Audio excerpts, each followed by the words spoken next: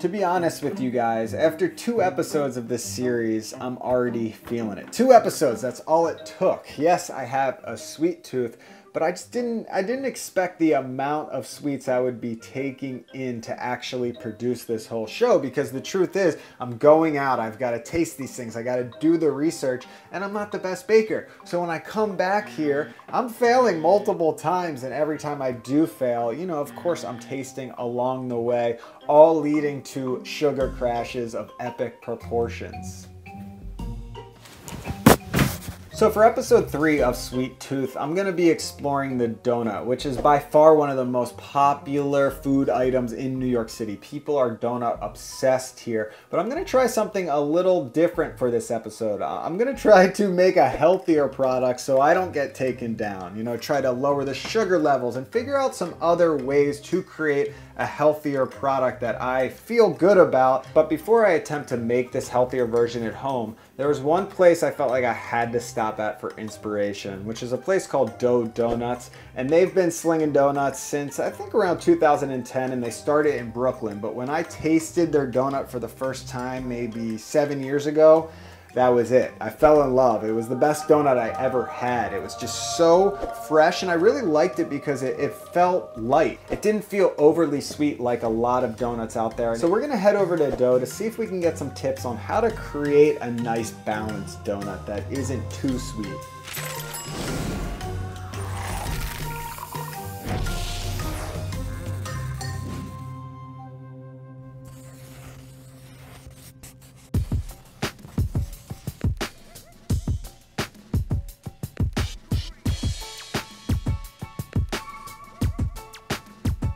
What do you think makes, you know, at the core of the Dough donut, what makes it so special compared to other donuts in the city? I think the brioche dough we're doing really is one of the best doughs. It's really light, it's soft and pillowy, and it's just got that flavor that cake donuts don't have, like that lightness. And the glaze itself, like it definitely, I mean, when I'm developing a recipe for the glaze, I'm constantly tasting and tweaking and seeing what can be better, or how can I inject more flavor. So it's a process, but you're starting with a good base. So I started this new series on my channel. It's all about sweets. It's called Sweet Tooth. And I'm struggling a bit with, you know, managing eating so many sweets. So as a pastry chef, do you have any tips for someone who's cooking a lot of pastries and sweets? Yeah. Obviously, you can't eat donuts all day. Like, you got donuts there. Some days. You can some days. Some days I feel like I just had donuts all day. And what does that feel like? I feel like that will take you down. I mean, you definitely, at the end of the day, you might regret eating donuts all day. But, I mean, it's delicious while you're doing it. But I really try and just eat real foods when I go home and just balance. Because you have to be tasting it too. Yeah, that's exactly. Like you're tasting the glazes, yeah. Tasting the dough itself. So there's not really a day that's not gone by that I haven't had a lot of glaze sugar or donuts. Always a lot of sugar, but so what you're telling me is it's hard to manage. It's not easy. Some days are better than others, but I try and drink a lot of water. Yeah. And just eat better when I'm not here. But I feel like Julia Child said, everything in moderation. Everything in moderation. I'm not going to deny myself a donut if I really want one. And then when they're out of the fryer, it's really hard to resist. This morning I woke up and I couldn't button my pants up. So I was like, you know what, it's time to get on a diet. Those donut holes, I try to stay away from these. The donut holes. These are the killer. Yes, those are my killer. Because they're so delicious. So easy to eat too. Yes. You just grab one and go. And come back and grab the other one and go. So I'm trying to get the key to the glaze. You're saying that it's not too sweet. Yeah. But you won't give away the secrets. Sorry. Yeah. So I guess my job is figuring out how to do that. I think your job would be to figure out what would help cut the sweetness of the glaze. And there's different things. For me, I get interested in reading books, like kind of like science food books, like Harold McGee.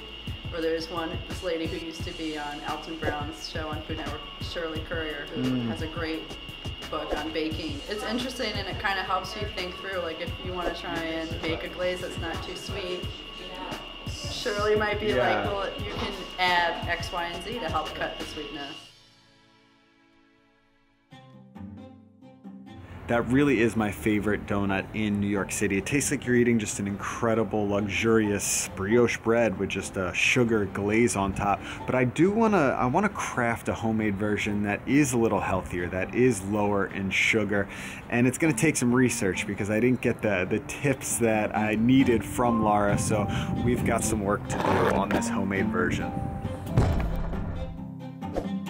Today's video is sponsored by Trade Coffee, and I not only like drinking coffee when I'm editing these videos, but I also like slipping it into recipes from time to time. So you will see that later on in this video. But what I really like about Trade is that it's a fresh product, and that's so important for me. It is just high quality, just like this recipe today. The higher quality the product, you know, the better you're gonna feel in the long run. And they also are partnering with 50 of the nation's best roasters. Another thing I really like about Trade is you can go on their website and take a little coffee quiz. It's gonna ask you a few questions about your brewing preference, your strength of coffee, and it's gonna match you up with the perfect coffee for your style. So I actually got this stuff that's roasted right here in New York. It's a medium roast and it's ready to go for my favorite style, which is French press. So Trade is giving the first 100 people who click the link below 50% off their first coffee. So if you're interested, click the link below and type in the code word brothers. Now back to the recipe.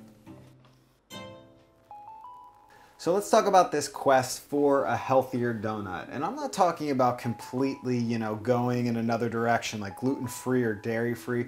I want an authentic feeling donut, tasting donut like I got in dough, but just with a few key factors that make this a little healthier. For me, what makes this a successful healthy donut is lower sugar. Definitely need lower sugar. I want it to be seasonal and fresh, really taking advantage of what's in season right now, getting fresh ingredients. And then 3, I think we can incorporate a longer fermentation into this actual donut. Because this is a yeast-risen donut, a longer fermentation will help us unlock more vitamins, more nutrients, and it will digest more of those flours, break those down a little more so it's easier for you to digest in your belly, especially if you deal with any gluten issues. Longer fermentation is always a good thing. Now, the key factor to make this donut healthier is that I'm incorporating a vegetable into this donut, and that vegetable is very in season. It's a Kabocha squash, which is originally from Japan, but it's one of my favorite squashes just because it's so flavorful and it does add a nice sweetness. So not only are we going to be taking down some of the processed sugar because there's natural sweetness in the squash, but also what I really like about adding this element is the Kabocha squash is very starchy. So it's basically taking away half the flour we need to use just by adding this starchy vegetable. So we're really taking care of not only low sugar, but we're taking down some of that flour as well. To prepare the squash, I cut it in half and I took out the seeds, and then I just put it in some tin foil with a little oil, roasted that in the oven at about 450 degrees for an hour until it was nice and tender, and then you can just remove the skin. So next I added 1 cup of milk to a pan and about 4 to 5 tablespoons of butter. This is a brioche style dough that we're going for. You don't need to go crazy with the butter though. And then 1 tablespoon of honey to help activate the yeast. And I heated that up to about 115 degrees. And then I added in about 1 tablespoon of yeast and just let that bloom for around 15 minutes. I took out my stand mixer and I put on my whisk attachment because I just wanted to smooth out that roasted squash. I added about half of that squash. It's around 1.5 cups of puree. And then I added 2 eggs to that and blended that up and just kept scraping down the sides.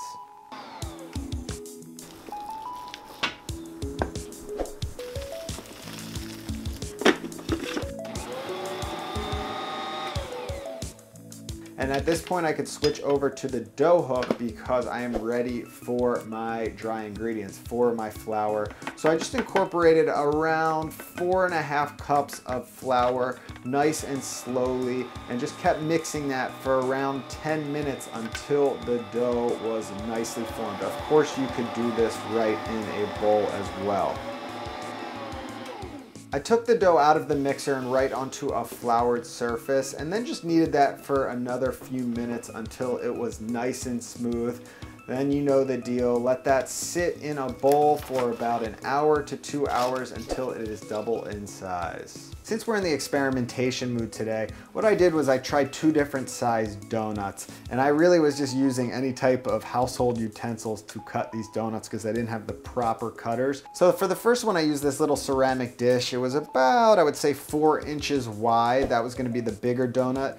And I cut out a few of those, and then I used the top to a olive oil bottle and cut out the middle. And then I rolled out some more dough, and for this one I used a smaller cutout. It was actually the top of a mason jar, which was closer to 3 inches. I cut out a bunch of those as well as the little donut holes. And one tip that's really gonna help you in the frying process is taking some parchment paper and cutting up just little squares. So each of those donuts are gonna get placed on that square, and then they go to proof. So when you actually go to fry those, you're not gonna be messing with the actual structure and screwing with any of the proofing that you've created over time. So let's talk about the fermentation process. Like I said before, we want to experiment with a longer fermentation. So for one batch, I just stuck those in the oven and let those rise for about 2 hours with the oven light on. That's a classic proofing environment. For the second batch, I wanted to experiment with a longer fermentation. So what I did was I took those and put those in the actual fridge to slow down the fermentation and let those sit in the fridge for about 12 hours, or you can even go a little longer. So while the donuts are proofing, let's talk about the actual glaze. And this is where we run into some big time problems because the classic donut glaze is pretty much all powdered sugar. You've got about 75 to 90% powdered sugar with just a little bit of liquid to thin it out and get that proper texture. And what happens is when you actually dip the donut in and you let that powdered sugar harden and solidify, it creates the perfect texture, that sort of glass-like coating around the outside of the donut. And that's what we want for this donut, but it's not easy. And I was really struggling to try to create that with a lower sugar product. So I asked you on my Instagram, Life by Mike G, for some options. And I got a lot of recommendations: cornstarch, xanthan gum, someone even said flour. But honestly, I tried a lot of them and they did not work. But I did see a recipe out there for a healthier glaze using this stuff right here. This is called coconut butter or coconut manna, and I actually tried it out. It's pretty much just coconut blended, like a whole coconut blended into a buttery consistency. So we will be adding some sugar to that to sweeten it up, but most of the glaze, we're almost flipping this. Most of the glaze will be coconut, so we are taking care of the low sugar on that one, but we're still missing a few things. As far as seasonality, I actually had an apple in my fridge. You know, there's not many fruits in season these days in the middle of winter, but I juiced an apple. I thought that flavor would add a really good sweetness and pair really nicely with the overall donut, and of course take care of the seasonality and freshness. But there's one last thing. It's that classic texture, and not just the texture of when you mix the actual glaze, but when it sets. So I actually found another recommendation from you guys on my Instagram for using gelatin, with the idea that the gelatin would help the overall glaze set once it dries out. So I tried that. So basically I heated up the apple juice. I added about a teaspoon of gelatin in there and then a few tablespoons of sugar just to get it sweet enough so it had an impact on the donut but not overly sweet. I added in a little bit of cinnamon and some salt just to enhance the flavor. And then I just poured that hot mixture over the coconut butter.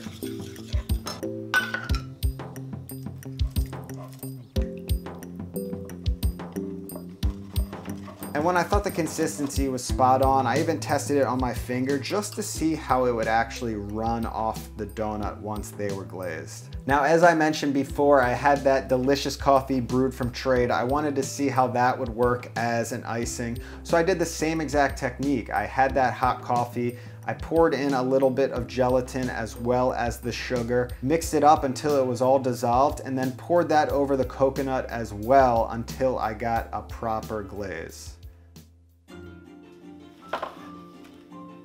So let's fry up some donuts, and I'm using some canola oil, but you can use any neutral style oil. The first batch came out of the oven looking pretty nice, and I started frying those up, and you can see you just add them right to the actual oil with that little parchment paper, and within 20 seconds you can just remove that parchment paper with no struggle at all. So remove all of the paper and just start flipping them every 45 seconds because you don't want them to burn. And when they are nice and golden brown, just around this color, you can pull those and let them drain on a paper towel. Now here's the batch of slowly fermented donuts. I let those sit in the fridge for about 14 hours, and this is where the magic happened. Check out these insane fermentation bubbles. And I know those from sourdough bread making. When you have that long, slow fermentation, you get those beautiful bubbles, which is a great sign. And another side effect you see in bread making from the long fermentation is just a nicer crust color. And I felt like that happened with the donuts as well. It just seemed like an overall nicer product, so I was really excited to try those out. Donuts fried, looking really good. We've got our glaze sitting in some warm water right here just to stay at the proper consistency. And I did test it on a donut hole, and I think we are perfection. I'm hoping. And what I really like is the way that dough does it. They dip the donuts in, and then they let the glaze drip over the side. So the aesthetic is just so pleasing. When you see the dough donuts in a display case, you know that that is dough, and that's what we're going for today. So the glaze hasn't completely set, but it's getting pretty close. But the gelatin just needs a little more time so we actually get that, you know, that crack. But let's break in. Oh my. Look at that. That's insane. So fluffy.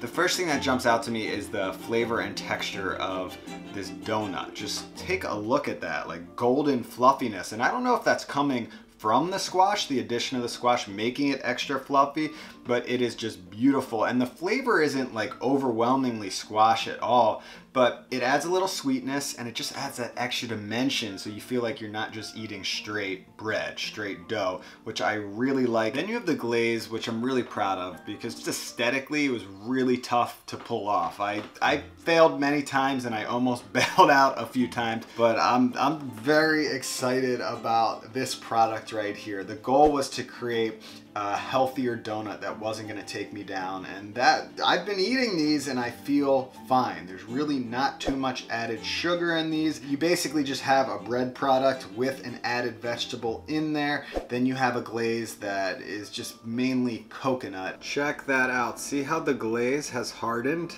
That is from the gelatin. It's got a nice sheen, and when you break into it, there you go. That crack is what we're after. Love it. Amazing right there. Wow. Delicious.